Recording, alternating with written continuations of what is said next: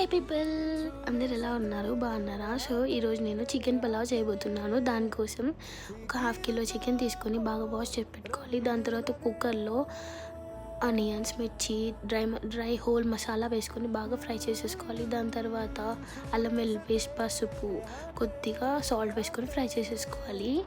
దాని తర్వాతకి కొంచెం చికెన్ వేసుకోవాలి. అదే అండి, మనం 500 గ్రామ్స్ చికెన్ తీసుకున్నాం కదా, 500 గ్రామ్స్ చికెన్ మొత్తం ఇందులో వేసేసుకోవాలి.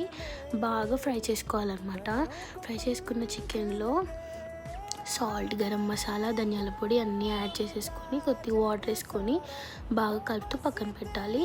దీని తర్వాత సోక్ అయిన రైస్ని దానిలో వేసేసుకొని లాస్ట్ కుక్కర్ మూత పెట్టేటప్పుడు దానిలో కొంచెం టొమాటోస్ వేసుకోవాలి.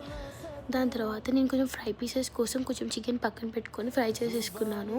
ఒక 3 విజిల్స్ వచ్చాక బయట పెట్టుకొని సర్వ్ చేసుకుంటే yummy chicken pulao ready. See you, bye.